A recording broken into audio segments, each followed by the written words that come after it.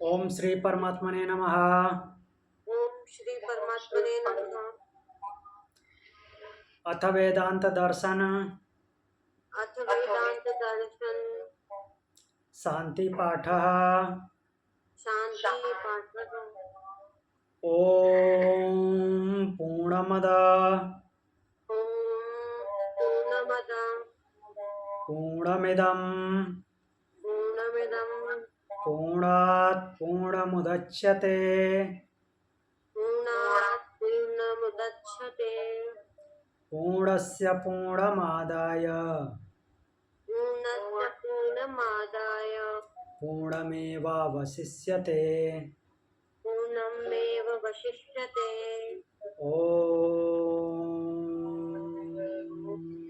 शांति शांति शांति। शांति शांति शांति।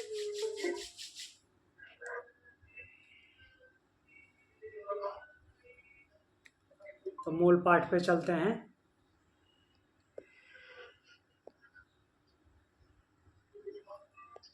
कल हमने पढ़ा था प्रथम अध्याय प्रथम पाद सूत्र नंबर 20।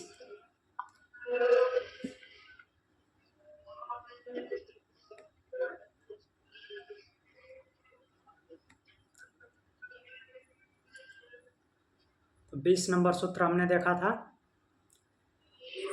अंतस्तद्धर्मोपदेशात।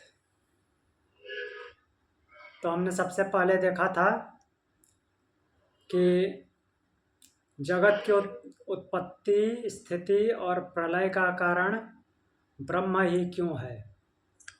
फिर देखा था आनंदमय शब्द ब्रह्म के लिए प्रयोग हुआ है, जीवात्मा के लिए या किसी अन्य के लिए। तो पता चला कि ब्रह्म के लिए प्रयोग हुआ है, क्योंकि आनंद ब्रह्म के अतिरिक्त और कहीं है ही नहीं। तो इसलिए आनंदमय जो शब्द है वो ब्रह्म के लिए है। अब इधर आगे बढ़ते हैं। आगे फिर हमने देखा था पिछले मंत्र में दो श्रुतियों के माध्यम से बृहदारण्यक उपनिषद और छांदोग्य उपनिषद, उसमें देखा था जो विज्ञानमय शब्द आया है, बृहदारण्यक उपनिषद में विज्ञानमय शब्द आया है, वो ब्रह्म के लिए है या जीवात्मा के लिए है। क्योंकि ब्रह्म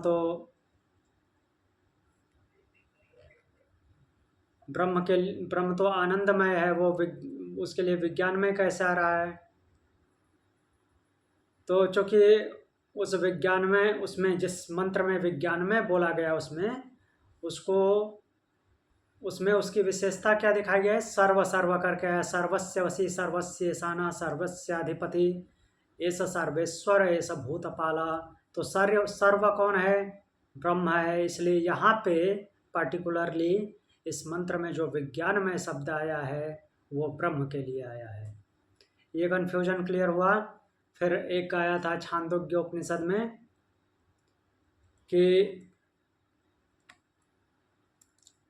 जो सूर्य है, सूर्य के मंडल का जो आवर्त है, जो सूर्य को घेरे हुए है, वो कोई और देव है या ब्रह्मा है। तो वह यहाँ पे बताया गया है कि नहीं, जो सूर्य को आवर्त किए हुए है, घेरे हुए है, वो सूर्य से भिन्न, अर्थात सूर्य का जो स्वामी है, जिसकी वजह से सूर्य है, वह है और वह ब्रह्म है। अब आगे देखते हैं 21 नंबर सूत्र। तो संबंध है कि इस बात को सिद्ध करने के लिए दूसरा है तो प्रस्तुत करते हैं भेद व्यपदेशाच अन्य। भेद व्यपदेशाच अन्य, ये सूत्र एक जगह और आया है, पहले भी आया है। ये 17 नंबर में आया है। तेरे WFM में कोई तुषार करके है। सॉरी सॉरी तो भेद व्यपदेशाच यहाँ पे भी आया है पिछले प्रकरण में, अब यहाँ पे फिर आ रहा है भेद व्यपदेशाच 21 नंबर।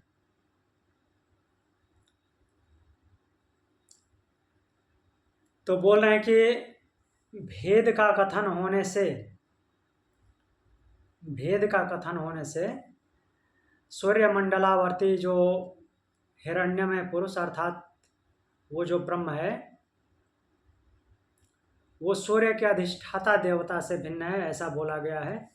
सूर्य का अधिष्ठाता यहाँ पे उनका कहने का तात्पर्य क्या है, मतलब कि जो खुद सूर्य है अर्थात सूर्य वो जो पिंड समझे या कुछ भी समझे, सूर्य को देव समझे, तो वो जो सूर्य को आवर्त किए हुए है वो उससे बृहत्तर है और उसी की शक्ति उसके अंदर है। तो इस भेद से भी जैसे यथा पिंडे तथा ब्रह्मांडे वाले दृष्टिकोण से समझा जाए तो भी जैसे जीवात्मा और परमात्मा का भेद बताया गया है, वैसे सूर्य की जो मूल स्थिति है और जो सूर्य को शक्ति प्रदाता है, इन दोनों का भेद होने से, इन दोनों में भेद है। तो सूर्य को शक्ति प्रदाता जो है वो ब्रह्म है, तो सूर्य मंडलावर्ती जो है वह ब्रह्म ही है, दूसरा और कोई नहीं है।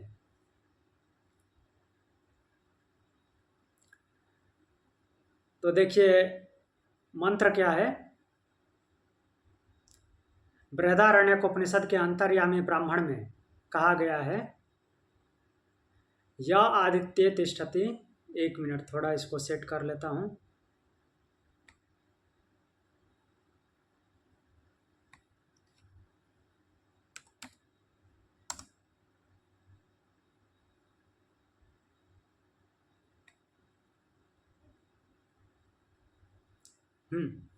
या आदित्य तिष्ठन्नादित्यादंतरो यमादित्यो न वेद यस्यादित्य शरीरम य आदित्यम अनंतरो यम यत्येष त आत्मानंतर्याम्यमृतः।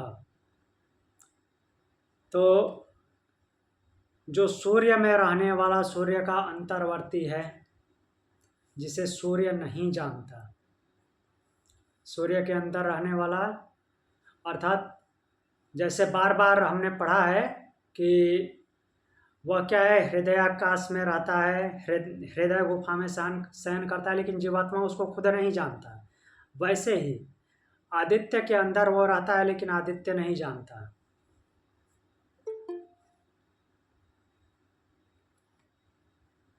और उसका नियमन करता है,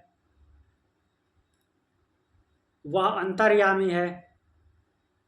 तो वह सूर्य अंतर्वर्ती जो पुरुष है, सूर्य के अंदर रहने वाला पुरुष, वो सूर्य के अधिष्ठाता अर्थात जो खुद सूर्य का संचालन करने वाला है। जैसे कि इसको सीधे सीधे जीवात्मा से लेना है। जो आत्मा है इस शरीर को संचालन करने जब कर रहा है तो इसमें प्रकृति में लिप्त है और वो जीवात्मा कहलाता है। वैसे ही जब वो ब्रह्म की शक्ति जो सूर्य का संचालन कर रही है वो शक्ति, और जो निर्विकार है उससे परे है, मीन्स उसमें लिप्त नहीं है, उस शक्ति, इन दोनों शक्तियों की बात कर रहे हैं। तो वो जो निर्लिप्त शक्ति है वो इसके अधिष्ठाता देवता कहने का तात्पर्य है कि वो जो सूर्य को शक्ति प्रदान की हुई है वो, इन दोनों में भिन्नता है, भेद व्यपदेशात्। तो वो जो सूर्य को आवृत्त किए हुए है वो ब्रह्म ही है और दूसरा कोई नहीं है, ऐसा बताते हैं। कुछ प्रश्न पूछना है इसमें से?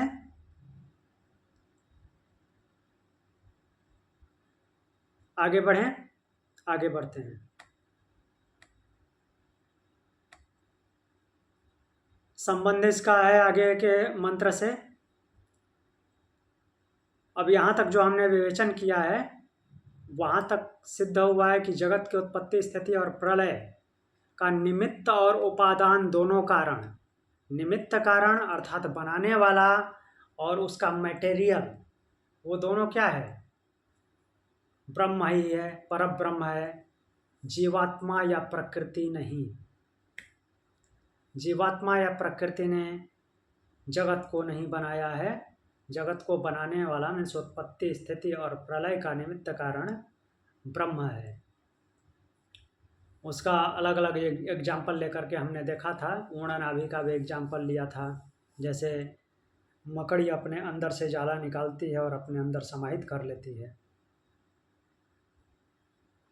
तो ऐसा नहीं कि ब्रह्म कहीं और से मटेरियल लाता है। जो कुछ भी मटेरियल है प्रकृति में वो सब कुछ उसी का है, उसको अलग नहीं माना जाएगा, कहीं और से नहीं उठाया हुआ माना जाएगा। फिर जिज्ञासा होती है कि श्रुति जो कि छांदोग्य उपनिषद है, छांदोग्य उपनिषद के 1:9:1 में जगत की उत्पत्ति, स्थिति और प्रलय का कारण आकाश को भी बताया गया है कि आकाश से सब कुछ उत्पन्न हुआ है। और अभी तक तो हम देखते आए हैं कि हम यही सिद्ध करते आ रहे हैं कि ब्रह्म ही जगत की उत्पत्ति, स्थिति और प्रलय का कारण है। और यहाँ पे बोल रहा है, छांदोग्य उपनिषद में बोला जा रहा है कि जगत की उत्पत्ति और स्थिति तथा प्रलय का कारण आकाश है।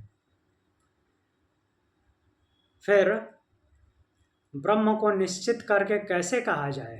कैसे कहा गया है कि जिससे जन्माद्य यतः मीन्स जो दूसरा सूत्र बोला गया है, जन्माद्य यतः, उसको ब्रह्म के लिए ही क्यों माना जाए? यहाँ पे तो बोला जा रहा है कि आकाश है उत्पत्ति का कारण। देखते हैं छांदोग्य उपनिषद 1:9:1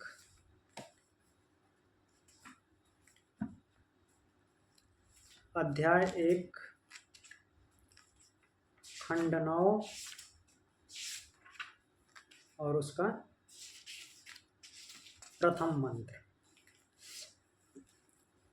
तो प्रथम मंत्र ऐसा बोला गया है, अस्य लोकस्य का गतिर, अस्य लोकस्य का गतिर इति आकाश इति होवाच सर्वाणि ह वा इमानि भूतान्याकाशादेव समुत्पद्यन्ता आकाशं प्रत्यस्तं यन्त्याकाशो हे वैभ्यो जायाना आकाश परायणम।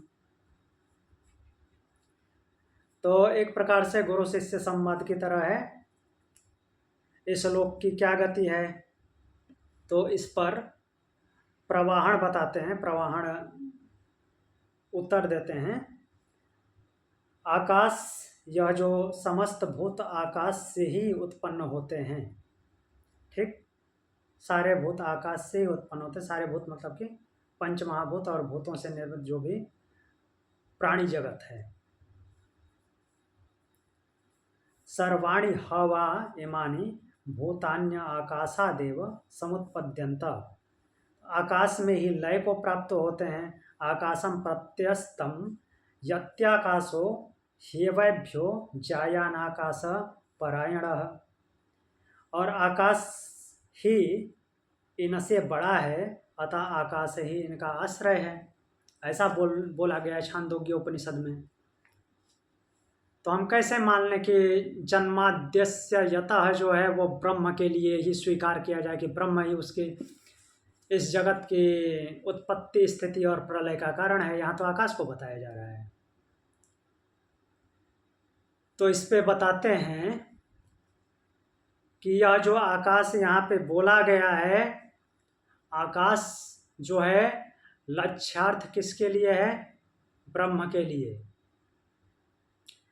ये भूताकाश नहीं है। भूताकाश बोलने का मतलब समझ में आया? पंच महाभूतों वाला आकाश। ये आकाश पंच महाभूतों में ही तो आता है, पृथ्वी, जल, अग्नि, वायु, आकाश। तो इन पंच महाभूतों में आकाश काउंट होता है। जो खुद ही पंच महाभूतों में से एक पार्ट है, उससे ही सब कुछ कैसे उत्पन्न हो जाएगा? और वो खुद ही अपने तन्मात्रा से उत्पन्न है। जो खुद ही अपनी तन्मात्रा से उत्पन्न है, वो बाकी पूरे जगत को कैसे उत्पन्न कर दिया? पूरा जगत उससे कैसे उत्पन्न होगा और उसी में कैसे विलीन होगा? तो कल मैंने शब्द शक्ति के बारे में बात की थी, अभिधा लक्षणा व्यंजना, याद है? तो वही व्यंजना शब्द शक्ति फिर से अप्लाई हो रही है। बात तो आकाश के नाम से की जा रही है, लेकिन किसके लिए की जा रही है? व्यंजना का क्या तात्पर्य है कि शब्द कुछ और बोला जा रहा है, अर्थ उसका कुछ और है। तो यहाँ पे आकाश शब्द बोला जा रहा है, लेकिन यहाँ पे लक्षण किसके दिख रहे हैं? ब्रह्म के। क्लियर है? ये सारे लक्षण तो ब्रह्म के हैं, बोला गया है आकाश के लिए। तो ये जो आकाश शब्द प्रयोग किया गया है, ये भूताकाश नहीं है, पंच महाभूतों वाला आकाश नहीं है। यह आकाश शब्द का प्रयोग ब्रह्म के लिए हुआ है। तो इसलिए ब्रह्म ही जगत की उत्पत्ति, स्थिति और प्रलय का निमित्त और उपादान कारण है, इसमें कोई संदेह नहीं है।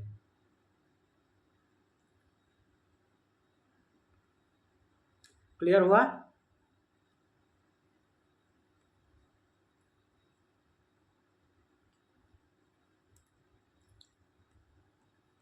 तो यहाँ पे छांदोग्य उपनिषद में जो ये मंत्र बोला गया था, ये उसका रिप्लाई यही रहा कि आकाश जो शब्द प्रयोग किया गया है वो ब्रह्म के लिए है, भूताकाश के लिए, मीन्स पंच महाभूतों वाले आकाश के लिए नहीं है। तो इसलिए जो भी जितनी बार इसमें आकाश शब्द आया, सर्वाणी हवा इमानी भूतान्य आकाशादेव समुत्पद्यंता आकाशम प्रत्यस्तम यत्याकाशो ह्यवैभ्यो जायानाकाश परायणम।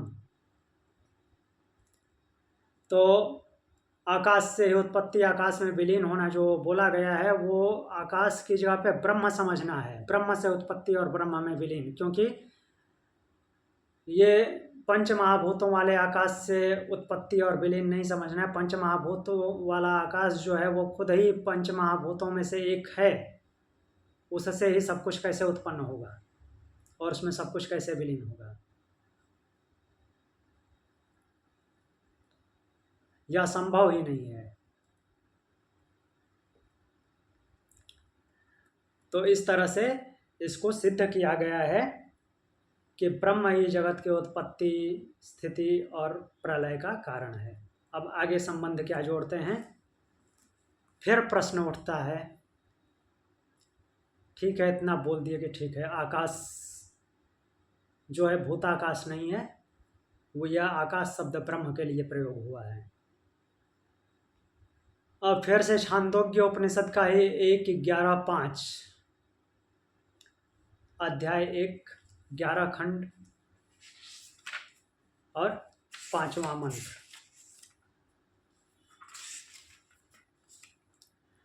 इस मंत्र को उठाते हैं और बोलते हैं, आकाश की ही भांति प्राण को भी जगत का कारण बताया गया है। ऐसा रिपीटेशन में कई जगह आया है। अब यहाँ पे क्लियर आया है, तो इसलिए इस मंत्र को उठाया है। ठीक है, आपने आकाश को रिजेक्ट कर दिया कि आकाश जो है भूताकाश है और यहाँ पे जो आकाश बोला गया है वो ब्रह्म के लिए है। तो भूताकाश ये आकाश नहीं हो सकता है, ये आकाश जो शब्द प्रयोग किया गया है ब्रह्म के लिए है।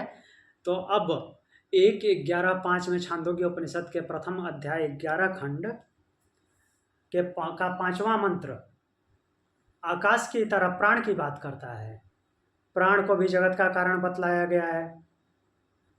अब वहाँ प्राण शब्द किसका वाचक है? वो प्राण के लिए है या ब्रह्म के लिए?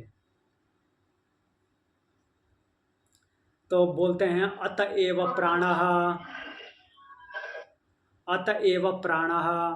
यह प्राण भी उसी के लिए है, अर्थात ब्रह्म के लिए ही है। तो मंत्र देख लेते हैं क्या है। मंत्र है, प्राण इति होवाच सर्वाणि हवा इमानि भूतानि प्राणमेवाभिसंविशन्ति प्राणमभ्युज्जीहते सहसा देवता प्रस्तावमन्वायत्ता तां चेद विद्वान् प्रास्तोष्यो मूर्धाते व्यपत्तिस्य तत्होक्तस्य मयेति। तो यहाँ पे बोला गया है कि वह जो प्राण है, ऐसा कहा गया है क्योंकि जो ये सभी प्राणी प्राण से ही उत्पन्न होते हैं और प्राण में ही प्रवेश करते हैं और प्राण के ही अनुगत होते हैं, मीन्स प्राण में ही इनकी स्थिति है। उसे बिना जाने ही, आगे गुरु का वचन है कि प्रस्तवन करता है तो मेरे द्वारा इस प्रकार कहे जाने पर तेरा मस्तक गिर जाएगा, अर्थात मुर्दा गिर जाएगा, अर्थात क्या होगी, बदनामी होगी सामान्य भाषा में बोले तो वो अलग की बात है। हमारा जो लक्ष्य था किस पे, प्राण को यहाँ पे ब्रह्म बोला जाए, मीन्स ब्रह्म के लिए प्राण का प्रयोग हुआ है या प्राण शब्द का प्रयोग प्राण के लिए हुआ है। तो जो उत्पत्ति स्थिति और प्रलय अर्थात उसी में समाहित हो जाने की बात की गई है, प्राण में तो ऐसा होता नहीं। प्राण, हाँ, प्राण संचालक है, वो भी किसकी शक्ति के द्वारा, उस आत्म तत्व ब्रह्म की शक्ति के द्वारा। तो प्राण से ही सब कुछ उत्पन्न हो, सब कुछ प्राण में अवगत हो, स्थिति हो उसकी, और प्राण में ही विलीन हो जाए, ऐसा हो नहीं सकता।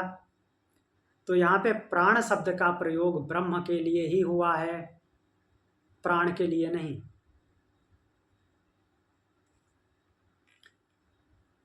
सर्वाणि हवा इमानि भूतानि प्राणमेवा विषम विशन्ति प्राणम अभ्युजिहते, ऐसा जो बोला गया है कि उसी से उत्पत्ति, उसमें विलीन होना और उसी में उसकी स्थिति है, वो प्राण वायु के लिए नहीं हो सकता। प्राण वायु में ऐसा सब कुछ नहीं हो सकता। तो यह प्राण जो नाम से इस मंत्र में व्याख्या, इस मंत्र का वर्णन प्राण के माध्यम से जो किया गया है, स्थिति उत्पत्ति और प्रलय का, वो शब्द प्राण जो शब्द यहाँ पे आया है वो ब्रह्म के लिए है, प्राण के लिए नहीं, प्राण वायु के लिए नहीं। यहाँ पे ये संदेह का समाधान कर रहे हैं। हाँ भी पूछिए, कुछ पूछना है? नहीं? तो आगे बढ़ते हैं। अब आगे फिर संबंध जोड़ते हैं। ब्रह्म सूचक लक्षण होने से आकाश तथा प्राण को ब्रह्म का वाचक मानना उचित है, ऐसा पूर्व प्रकरण में देखा गया है कि ब्रह्म सूचक लक्षण होने से आकाश तथा प्राण को ब्रह्म का वाचक मानना उचित है, क्योंकि उसमें बात ब्रह्म की गई है। भले ही शब्द आकाश और प्राण यूज किया गया है तो उसको ब्रह्म मान लेते हैं, ठीक है। किंतु छांदोग्य उपनिषद के 3:13-7 में फिर से नया प्रश्न खड़ा हो रहा है। छांदोग्य उपनिषद के ही 3:13-7 में जिस ज्योति को समस्त विश्व के ऊपर सर्वश्रेष्ठ परम धाम में प्रकाशित बताया गया है तथा जिसकी शरीरांतवर्ती पुरुष में स्थिति ज्योति के साथ एकता बताई गई है, उसके लिए वहाँ कोई ऐसा लक्षण नहीं बताया गया है जिससे उसको ब्रह्म का वाचक माना जाए। तो अब यह जिज्ञासा होती है कि यह जो ज्योति की बात की गई है, जिसको कि परम धाम में भी बताया गया है और उसी को शरीरांतवर्ती मीन्स पिंड के अंदर जो विद्यमान है ज्योति तेज, वहाँ भी बताया गया है, लेकिन वहाँ पे ऐसा कोई शब्द यूज ही नहीं हुआ है जिससे कि उसको ब्रह्म का द्योतक माना जाए। तो अब वहाँ पे उस ज्योति शब्द को किसका वाचक माना जाए? वो ज्योति सामान्य ज्योति है या वो भी ब्रह्म है? तो सूत्र बोलते हैं ज्योतिष चरणाभिधानात्,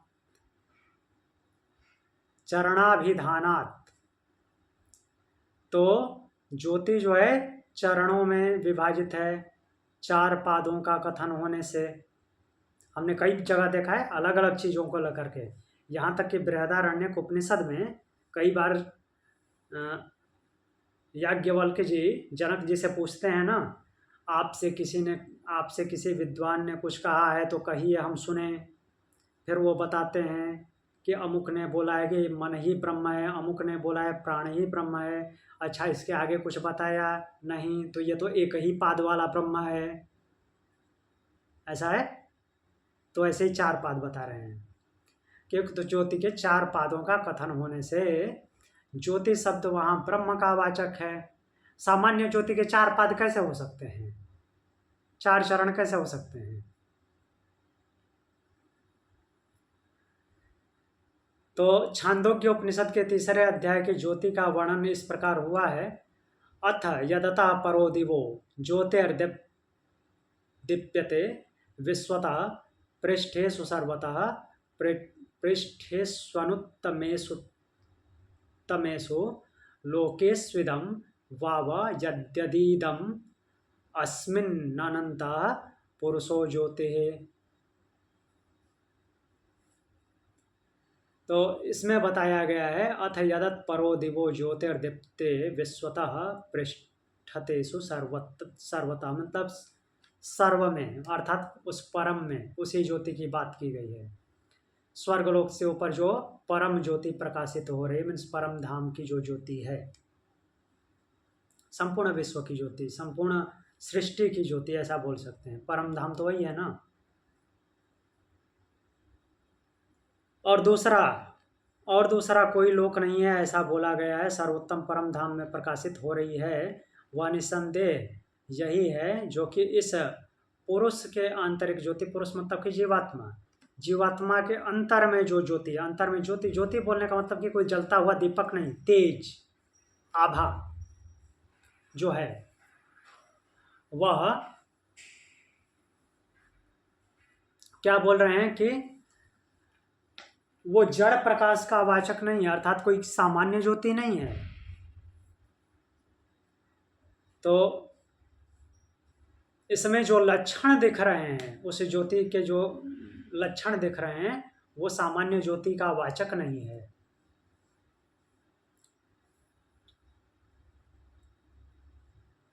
तो फिर प्रश्न उठता है कि ज्योति शब्द किसका वाचक है? ज्ञान का, जीवात्मा का, या फिर ब्रह्म का? वो ज्ञान रूपी ज्योति, क्योंकि ज्योति को तो ज्ञान रूपी भी बताया गया है। या फिर वो जीवात्मा की ज्योति है, या जीवात्मा की तो ऐसे भी नहीं हो सकते, क्योंकि वो वही ज्योति को परम धाम में बोला गया है। तो फिर बोल रहे हैं कि वह ब्रह्म का ही वाचक है, क्योंकि इससे पहले 12वें खंड में इस ज्योतिर्मय ब्रह्म के चार पादों का कथन है।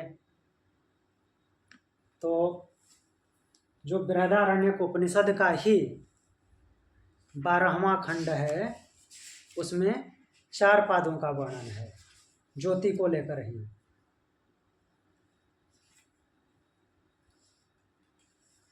उसको चतुष्पाद बताया गया है।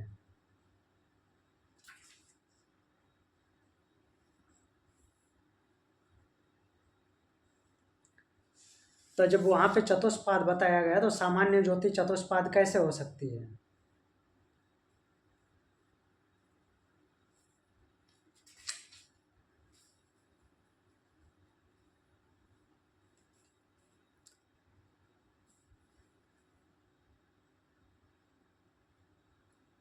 तो यहाँ पे 1 मिनट, 3:12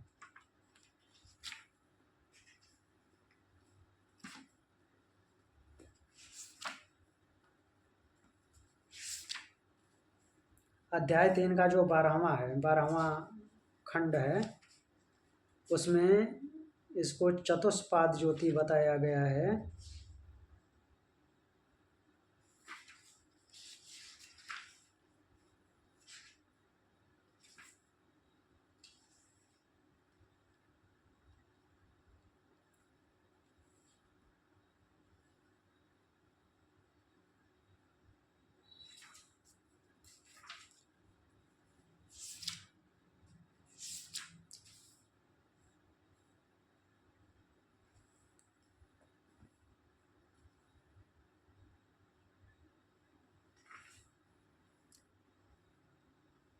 बारहवें खंड में अच्छा, यहाँ पे एक्सप्लेनेशन नहीं है तो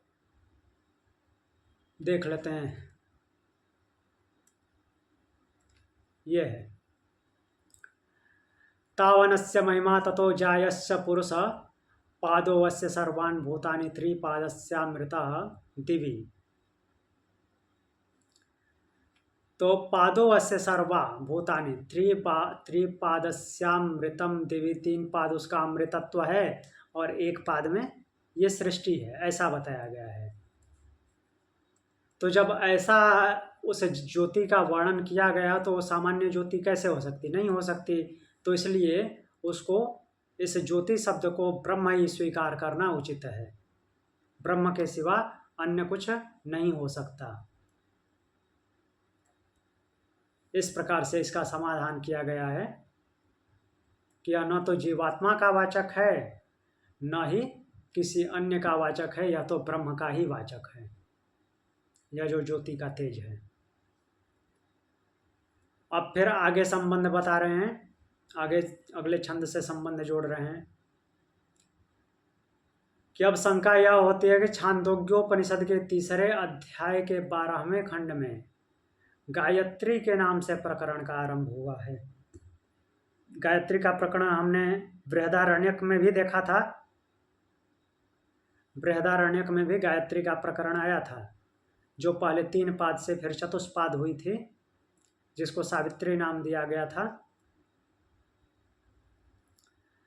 तो गायत्री एक छंद का नाम है, सर्वविदित है।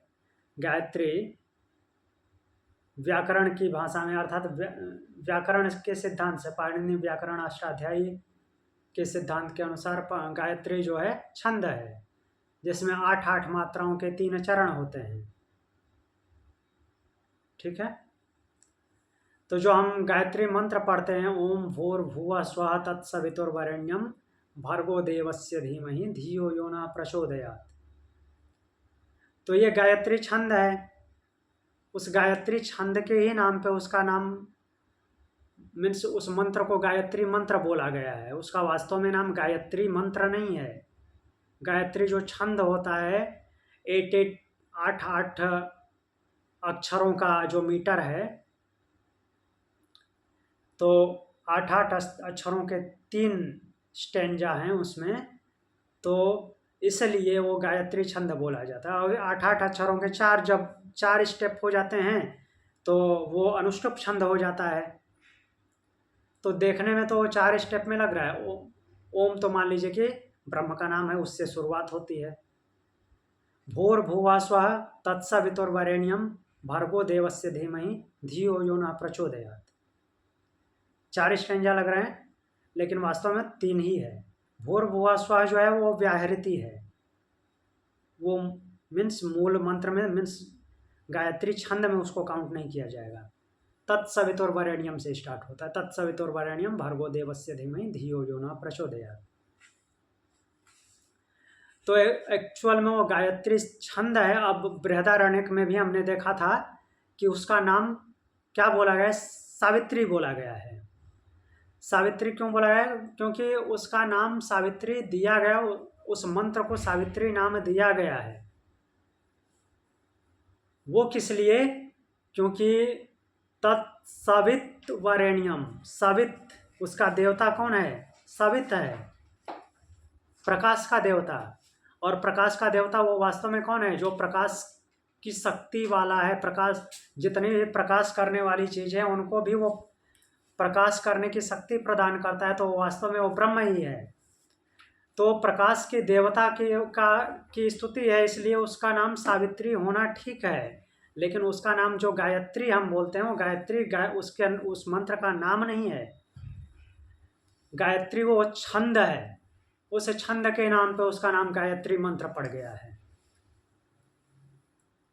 अन्यथा जिन्होंने भी उसको सावित्री मंत्र करके बोला है, वो एक प्रकार से उचित है, भले ही हम उसको सावित्री मंत्र नहीं बोलते हैं, क्योंकि उसमें सवित देव, सवित जो प्रकाश का देवता है उसका वर्णन है, उसकी स्तुति है।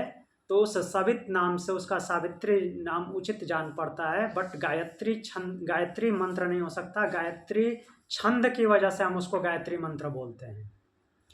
तो यहाँ पे अब उसका ये 2 स्टेप में छांदोग्य उपनिषद का कन्फ्यूजन क्लियर करने के बाद फिर शंका क्या होती है कि छांदोग्य उपनिषद के तीसरे अध्याय के 12वें खंड में, तीसरा अध्याय का 12वां खंड, यहाँ पे क्या है कि फिर से गायत्री का वर्णन है, जैसे हम अभी डिस्कस कर रहे थे कि बृहदारण्यक उपनिषद में भी अभी हमने पढ़ा था। तो गायत्री एक छंद का नाम है, अतः उस प्रसंग में ब्रह्म का वर्णन है या कैसे माना जाए। तो यहाँ पे सीधे सीधे देखिए, अब बोल रहे हैं छांदो अभिधानान्नेति चेन्ना तथा चेतो अर्पण निगदात तथा ही दर्शनम। काफी बड़ा सूत्र है, इतना लंबा सूत्र अभी तक नहीं आया। बोलते हैं कि छांदो अभिधाना नेति चेतना, ऐसा कहें कि छांदो अभिधानात, जो गायत्री छंद है, इसका कथन होने के कारण, जो कि उसमें 4 पाद का वर्णन है न, 4 पाद का वर्णन होने के कारण भी न मीन्स ब्रह्म के 4 पादों का वर्णन वो नहीं है।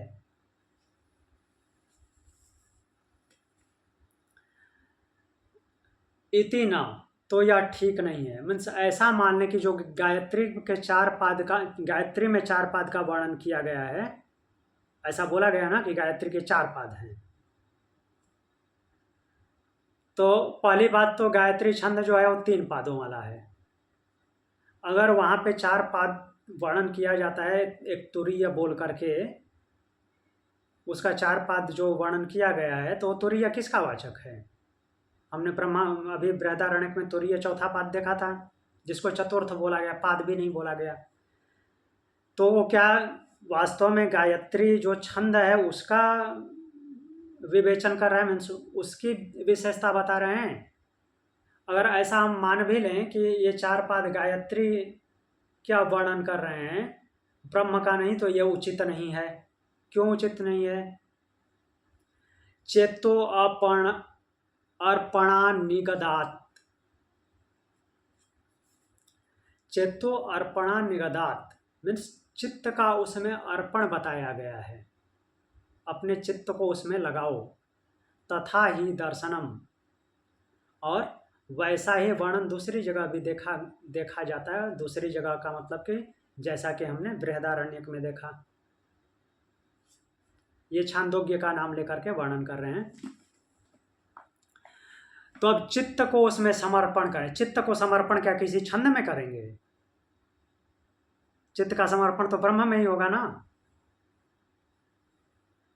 वो भले ही विशेषता बताते बताते आज भी लोगों के दिमाग में घुस गया है कि गायत्री कोई देवी है, उसकी उपासना कर रहे हैं, उसमें ब्रह्म की शक्ति है। बट वो जो गायत्री नाम दिया गया गायत्री छंद की वजह से है, और उसका जो नाम लेकर के वर्णन किया गया है, 4 पाद बना करके वर्णन किया गया है गायत्री का, वहाँ पे ब्रह्म का नाम नहीं आया है। ऐसा कोई सूचक शब्द ही नहीं है। ऐसा ही बोल रहा है ना, पिछले मंत्र में ऐसा ज्योति के लिए भी बोला गया है कि वहाँ तो ब्रह्म का कोई सूचक शब्द नहीं है। बट यहाँ पे जो 4 पाद का वर्णन है वो गायत्री का नहीं है, वो ब्रह्म के लिए ही है, ऐसा मानना है।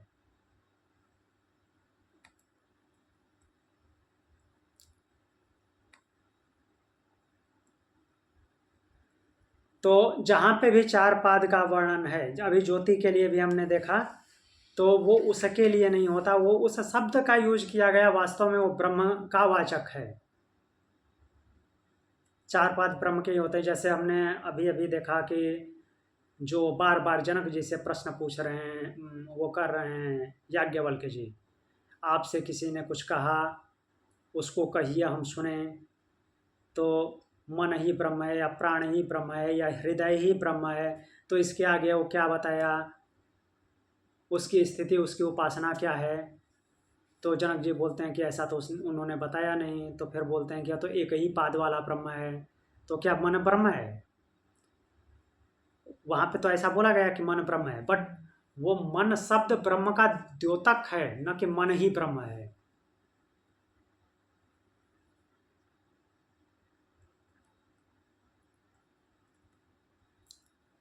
अब आगे संबंध जोड़ रहे हैं, किस प्रकरण में गायत्री शब्द ब्रह्म का ही वाचक है।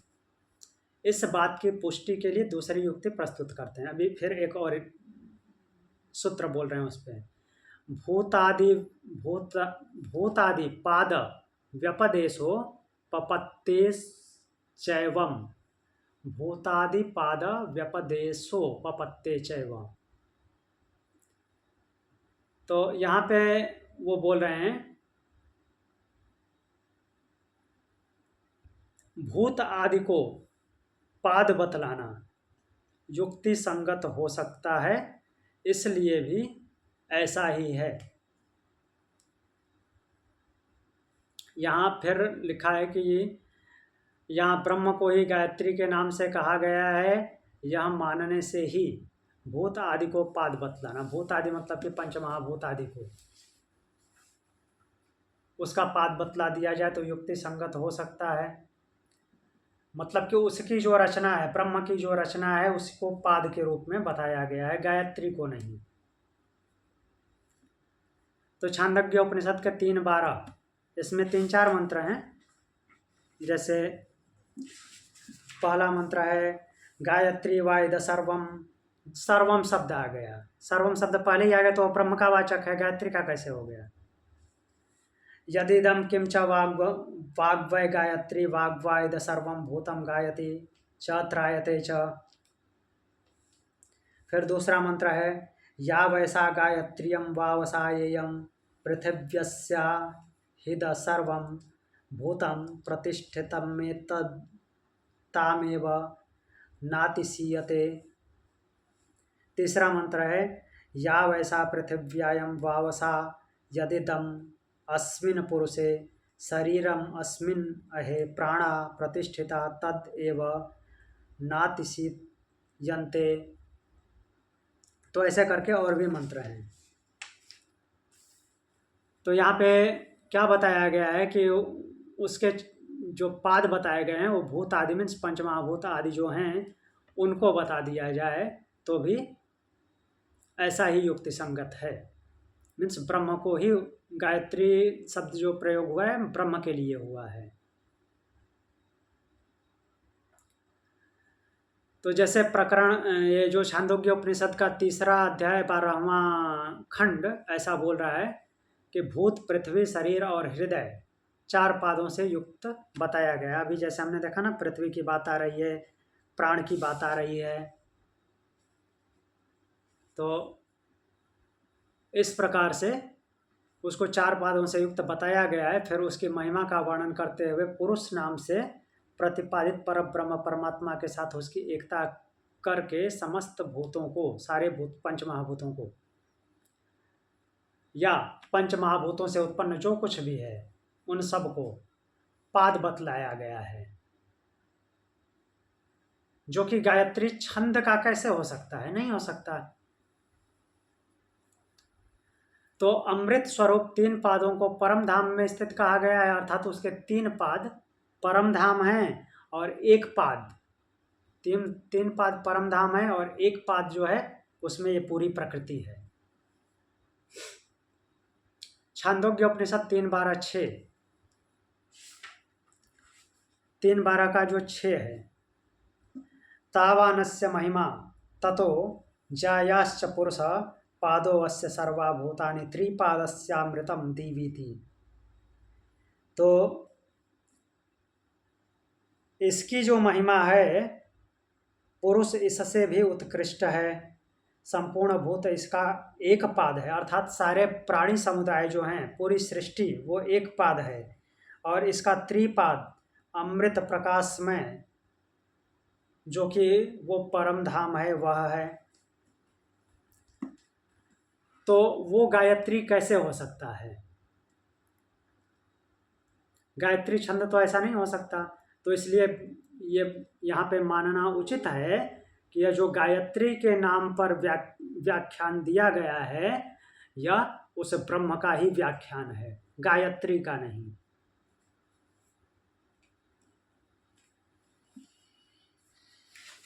क्लियर?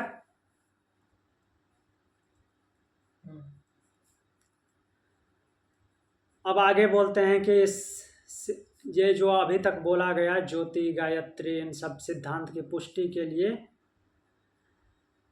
अब सूत्रकार स्वयं ही शंका उपस्थित करके उसका समाधान करते हैं। सूत्रकार अर्थात बादरायण व्यास क्या बोल रहे हैं?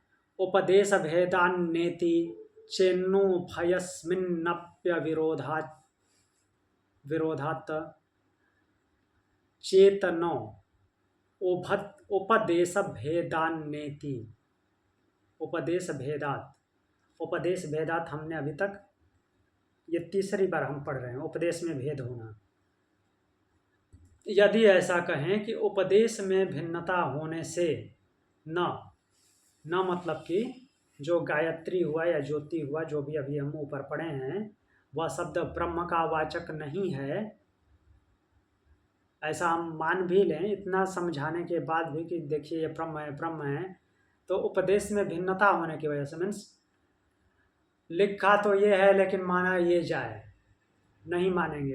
आप ऐसा उपदेश जानबूझ के कर रहे हो, ब्रह्म को उस नाम पे थोप रहे हो, ऐसा अगर मान भी लें तो यह ठीक नहीं है। क्यों? उभयस्मिन् अपि अविरोधात्, ये दोनों प्रकार का वर्णन होने पर भी, मीन्स गायत्री भी ब्रह्म भी, ज्योति भी ब्रह्म भी, इस प्रकार से दो प्रकार का वर्णन होने पर भी इसमें कोई विरोध नहीं है। ठीक है, गायत्री नाम से ही उसका व्याख्यान कीजिए, ज्योति नाम से ही व्याख्यान कीजिए, लेकिन व्याख्यान किसका हो रहा है? क्या उसी ब्रह्म का ही तो हो रहा है। गायत्री कोई ऐसी चीज है क्या जो इस सब को उत्पन्न करती है, समाहित करती है, ऐसे चार पादों वाली है? या ज्योति ऐसा कुछ है? ज्योति वो जो जलने वाला दीपक ऐसा है जो सबको उत्पन्न कर दे और सबका विनाश कर दे और सबकी स्थिति दे दे? तो दोनों प्रकार से भी कोई विरोध नहीं है, उस ब्रह्म का ही वर्णन है।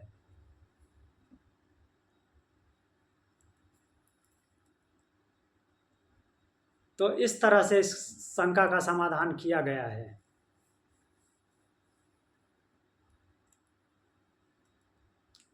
कि दोनों रूप से ही ब्रह्म का ही वर्णन हो रहा है, न तो ज्योति नाम से ज्योति का वर्णन हो सकता है, न ही गायत्री नाम से वो गायत्री के द्वारा इस जगत की उत्पत्ति माना जा सकता है, या फिर ज्योति के द्वारा जगत की उत्पत्ति माना जा सकता है। जगत की उत्पत्ति, स्थिति और प्रलय का कारण वो ब्रह्म ही है। तो आप उस नाम से भी करिए वर्णन तो भी ब्रह्म का ही वर्णन माना जाएगा। फिर अतएव प्राण, जो हमने अभी सूत्र पढ़ा था, इससे पहले पढ़ा था, अतएव प्राण करके आया है।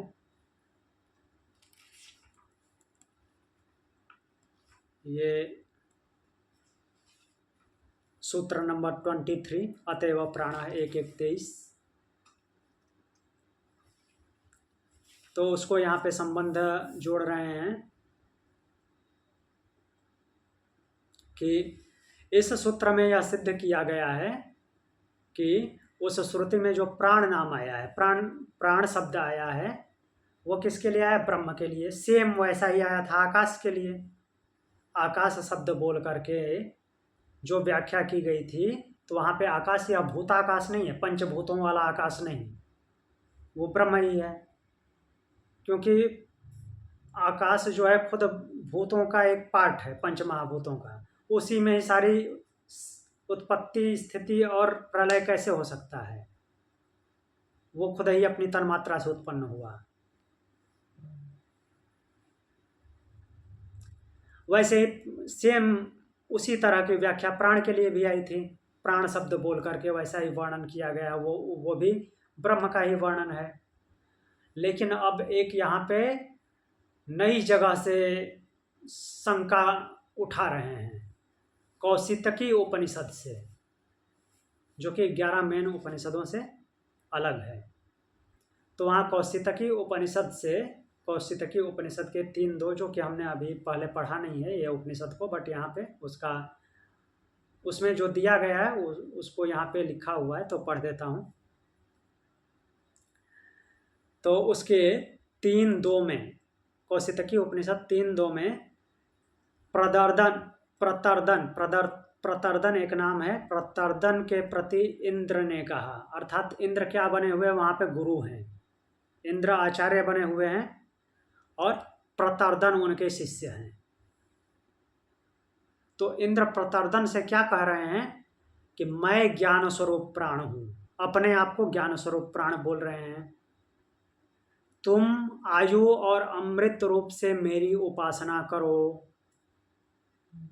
जैसे कोई कथावाचक या कोई गुरु ऐसे बोल देता है कि तुम मेरी उपासना करो, वैसे इंद्र अपने शिष्य प्रतर्दन को बोल रहे हैं कि मैं ज्ञान स्वरूप प्राण हूँ और तुम आयु और अमृत रूप से मेरी उपासना करो। तब यहाँ पे जिज्ञासा होती है कि यहाँ पे जो व्याख्यान आया है, इंद्र बोल रहे हैं कि मैं प्राण हूँ और आयु और अमृत रूप से मेरी उपासना करो, तो यहाँ पे जो प्राण शब्द है वो किसका वाचक है? इंद्र का वाचक है कि ब्रह्म का? वहाँ पे तो मान लीजिए बोल दिए कि ये ब्रह्म का वाचक है, अतएव प्राण हमें बोल दिए कि ब्रह्म का वाचक है, सही है, मान लिया। लेकिन यहाँ पे तो खुद इंद्र डायरेक्टली बोल रहे हैं कि मैं प्राण हूं। तो क्या इंद्र ही प्राण है?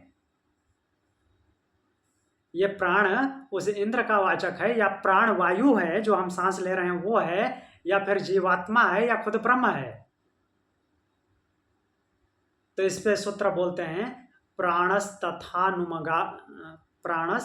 नुगमात। मीन्स यह जो प्राण शब्द बोला गया है इसको भी उसी का अनुगत लेना है, जैसा कि अतएव प्राण बोला गया है।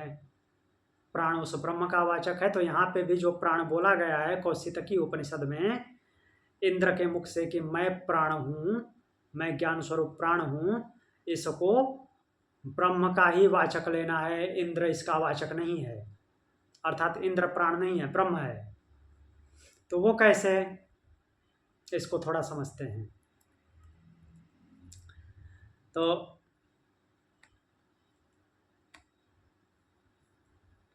अब इसको थोड़ा अभिनय की दुनिया में लेके आते हैं। कोई नाटक का अभिनय करता है या कोई मूवी में अभिनय करता है, तो वहाँ पे अलग अलग कैरेक्टर का रोल होता है। मान लीजिए कि कोई गुंडे का रोल हुआ या कोई भिखारी का रोल हुआ, तो जो एक्टर होता है, अभिनेता या अभिनेत्री, उसको उस रोल में डूबना होता है। किसी भिखारी का रोल करना हुआ तो कोई अभिनेता है या अभिनेत्री है, उस रोल को निभाएंगे तो वो क्या अपने में स्थित रह के उसको कर पाएंगे? मेरे पास इतनी प्रॉपर्टी है, मैं भिखारी हूँ, उसके दिमाग में तो ये आएगा ना।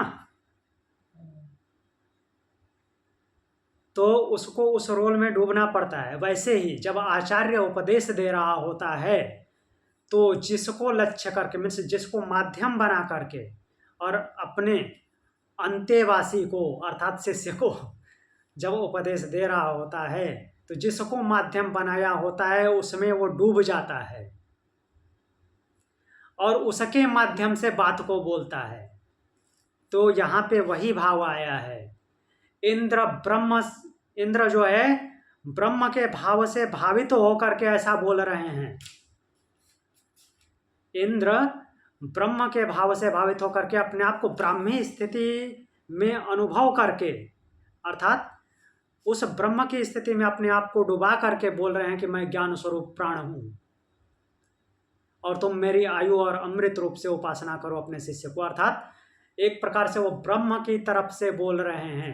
ऐसा हम सीधे सीधे भगवत गीता को भी देख लें तो चूंकि हम भगवान कृष्ण को तो वहाँ पे पर ब्रह्म ही मान रहे हैं, फिर भी अगर उसको द्वापर युगीन भगवान कृष्ण अर्थात एक शरीरधारी कृष्ण के रूप में मान लें तो वहाँ पे क्या वो कृष्ण उपदेश कर रहे हैं? नहीं, वो ब्रह्म के भाव से, वो जो शरीरधारी कृष्ण हैं, हाँ भले ही वो ब्रह्म स्वरूप हैं, बट ऐसे देखने में तो वो कृष्ण हैं। तो क्या कृष्ण उपदेश कर रहे हैं? नहीं, वह शरीरधारी कृष्ण ब्रह्म के भाव से भावित होकर के ब्रह्म का उपदेश कर रहे हैं। वहां पे ब्रह्म बोल रहे हैं, न कि वो शरीरधारी कृष्ण। तो ब्रह्म ने अर्जुन को उपदेश दिया है। वैसे ही यहाँ पे इंद्र जो है ब्रह्म के भाव से भावित तो होकर के ऐसा बोल रहे हैं, मीन्स ब्रह्म की तरफ से बोल रहे हैं कि मैं ज्ञान स्वरूप प्राण हूँ और तुम आयु और अमृत रूप से मेरी उपासना करो। तो यहाँ पे जो प्राण शब्द है वो ब्रह्म का वाचक है, इंद्र का नहीं, न कि प्राण वायु का और जीवात्मा का या किसी अन्य का। मतलब एक तरह से ब्रह्म जो है इंद्र को माध्यम बनाकर बात कर रहा है। जी हाँ, और क्योंकि हमको इंद्र दिखाई देता है इसीलिए हमको लग रहा है ये इंद्र अपने, हाँ इंद्र खुद को बोल रहे हैं कि मैं ज्ञान स्वरूप प्राण हूँ, ऐसा प्रतीत तो हो रहा है। बट वास्तव में क्या है कि इंद्र के माध्यम से वो ब्रह्म बोल रहा है, ऐसा ही मानना उचित है।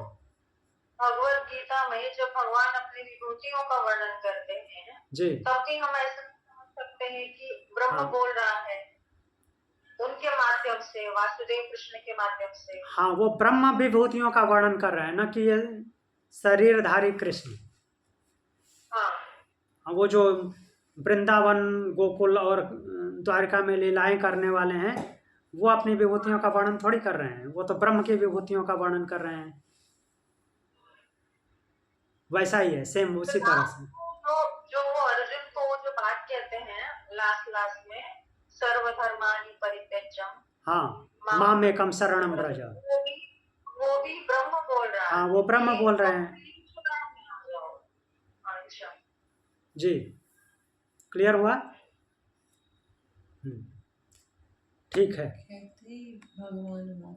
हाँ, वहाँ पे हर जगह भगवान श्री भगवान वाच आया है। जहाँ पे भी भगवत गीता में वो व्याख्यान दे रहे हैं, हर जगह श्री भगवान वाच आया है। तो वो एक चीज पूछे, जी पूछिए। जैसे ये सत्यनारायण जी की कथा अगर कभी आपने पढ़ी सुनी हो, हाँ, ऐसे ही कितने छोटे छोटे ना, मतलब हमारी नानी के गांव में त्योहार होते हैं, जो कथाएं हम पढ़ते हैं, तो जब उन कथाओं को पढ़ते हैं तो उसमें ना ये दिखता है कि जैसे इवन इवन ये वाला जो कथा है, तो जो औरतें रखती हैं करवा चौथ वाली, हाँ, तो ये सारी कथाओं में एक प्रकार के कोई लोकल देवी देवता है जो बोलते हैं कि उनकी उपासना करो वाया अलग अलग ह्यूमन बींग्स, और वो बोलते हैं अगर उपासना नहीं करोगे, उनका नाम नहीं जपोगे, उनका खाना भोजन भक्ति नहीं करोगे या उनके नाम से दान नहीं करोगे, तो तुम्हारे जिंदगी में ये नुकसान हो जाएंगे, किसी का भाई मर जाएगा, पति मर जाएगा, और उनको जिंदा मतलब जिलाने का एक ही तरीका है कि आप इनकी उपासना करो। तो जैसे यहाँ पे बोलते हैं, वैसे तो हर चीज के अंदर ब्रह्म है, हर चीज में सर्वव्यापी है, राइट? तो क्या ये भी वही मतलब समझे कि इन लोगों को उपासना, पहले तो एक तो ये है कि मतलब बेसिकली दो चीजें, ये भय का इस्तेमाल करते हैं कि भय जगाया जाए, लेकिन काम अच्छा करने को बोलते हैं कि दान करो, भक्ति करो। हाँ, काम लेकिन तो अच्छा ही करने को बोला जाएगा, हाँ, क्योंकि वो धर्म ग्रंथ है। तो बट वो चूंकि स्मृति है और स्मृतियों में अपनी अपनी भावनाएं डाली गई है। बहुत कम स्मृतियां हैं जो कि प्योर फॉर्म में है, लाइक भगवत गीता। तो हम उस बात पे नहीं जाएंगे जो कि वो भय दिखलाया गया। ब्रह्म भय क्यों दिखलाएगा? हाँ, मैं भी वही सोचती हूँ, हाँ, लेकिन मुझे लगता है कभी कभी इंसानों की प्रकृति ऐसी हो जाती है कि भय बिन होए ना प्रीत वाला भी केस हो हाँ जाता है। वो ठीक है, लेकिन स्मृतियां हमारी भावनाएं हैं, तो वो हाँ, भय दिखला करके ऐसा करने को बोला जा रहा है, लेकिन वो ब्रह्म की कोई तरफ से नहीं है। हाँ, तो ये जैसे जैसे इंद्र ने बोला कि मेरी उपासना करो, या ये ऐसे लोकल देवी देवता बोलते हैं मेरी उपासना करो कथाओं के जरिए, पौराणिक कथाओं के जरिए, तो हम ये समझे कि ब्रह्म ही बोल रहा है उन सभी के जरिए, और इन दी एंड इनकी उपासना करने से भी ध्यान लगाया जा सकता है। नहीं, हर जगह ऐसा नहीं माना जा सकता, क्योंकि वहाँ पे एक प्रकार से डर दिखलाया जा रहा है। यहाँ पे डर दिखलाने वाली बात नहीं है, यहाँ पे तो एक प्रकार से उपदेश है कि मैं, वो बोलें कि मैं जो है मैं प्राण हूँ, अर्थात मैं एक ज्ञान स्वरूप प्राण हूँ और मेरी उपासना करो, आयु और अमृत रूप से मेरी उपासना करो। तो आयु और अमृत रूप कौन है? ब्रह्मा है। इस तरह से वो बोल रहे हैं।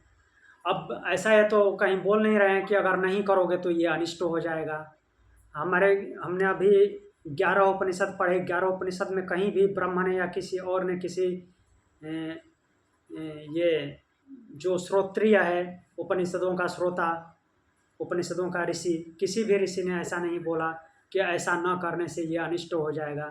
बस इतना ही बोला गया है एक ऋषि दूसरे ऋषि से संवाद करते समय कि अगर इसका उत्तर नहीं देते हो, ऐसा पूछते याज्ञवल्क्य और उनके अलग अलग जो संवाद हुए हैं, लाइक सांडिल्य वगैरह, साकल्य, तो उसमें ये बोला है कि तुम्हारी मूर्धा गिर जाएगी। मूर्धा गिर जाएगी मतलब कि अपमान हो जाएगा, कि तुम्हारा पुत्र मर जाएगा, तुम्हारा संपत्ति चली जाएगी, ऐसा तो कहीं नहीं बोला गया है। तो वो स्मृतियों की बातें जो होती है, जो लेखक होता है या जो उसमें वाचक होता है, कहने वाला, वो अपनी तरफ से जोड़ के कहा होता है, एक प्रकार से डरा करके वैसा कराने के लिए, वो ब्रह्म की तरफ से नहीं है।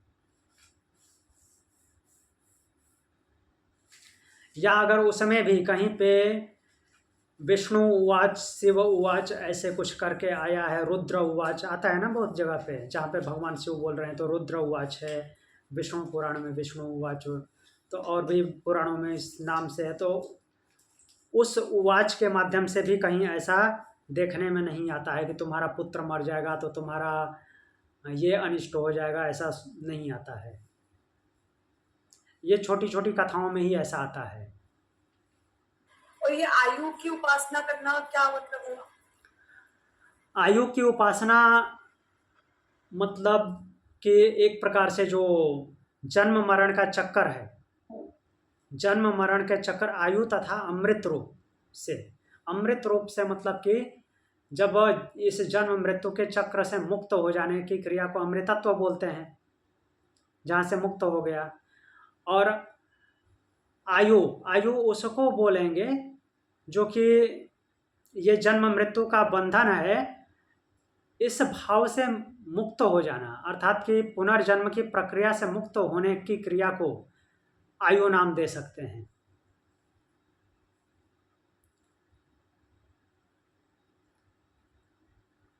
आयु में से एक प्रकार से समय सीमा जिसमें कि जीवात्मा शरीर धारण करता है,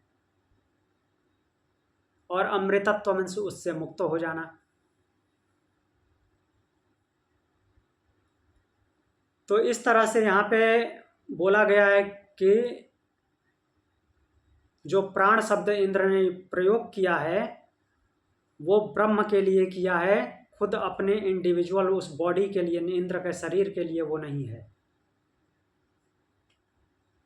तो वो न तो प्राणवायु का वाचक है, न जीवात्मा का वाचक है, न ही इंद्र का वाचक है। वो जो प्राण बोला गया है इंद्र के द्वारा, प्रदर्तन को क्या है, हाँ, प्रतर्दन को उपदेश देने के लिए वो प्राण ब्रह्म का वाचक है और कुछ नहीं। प्राणस्तथानुगमात् मीन्स इस जो प्राण यहाँ पे बोला गया है वो पहले जो अतएव प्राण है उसी का अनुगत करता हुआ है, ऐसा माना जाना चाहिए, ताकि ये पता चले कि यहाँ पे भी वो जो प्राण बोला गया है वो ब्रह्म के लिए ही बोला गया है, न कि इंद्र के लिए। तो आगे का मंत्र हम कल देखेंगे। आज की कक्षा यहीं पे पूर्ण करते हैं। प्रणाम। ओम शांति। ओम शांति गुरु जी, प्रणाम।